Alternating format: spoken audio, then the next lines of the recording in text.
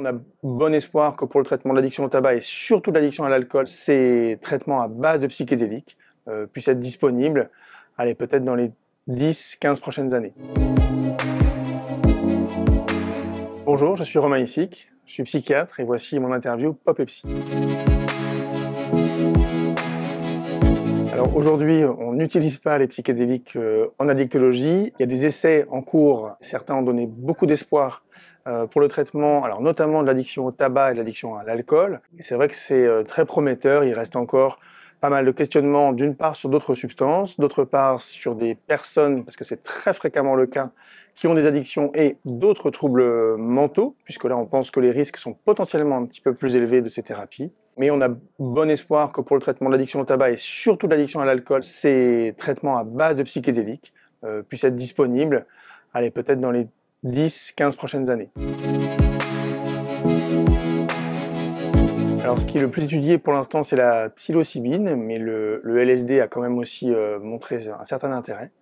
Et il s'agit de doses relativement faibles qui provoquent quand même des effets subjectifs, donc psychédéliques, qui sont administrés 1, 2, voire 3 fois. Donc ça aussi, c'est intéressant. C'est pas un traitement auquel on doit s'astreindre et ça évite aussi le problème d'observance de ces traitements. Et on pense, moyennant des psychothérapies adaptées, donc il faudra former les personnes qui vont délivrer ces psychothérapies, que ça peut aider fortement les personnes à réduire leur consommation, à prévenir les rechutes pour celles qui ont réussi à stopper leur consommation.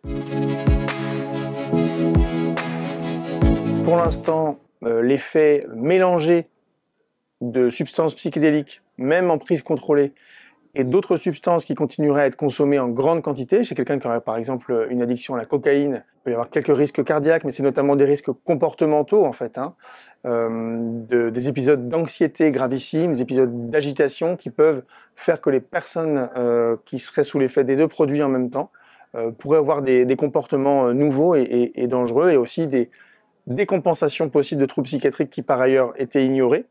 Sur les psychédéliques, on exclut les personnes qui avaient trop de risques psychiatriques, je dirais, annexes aux addictions.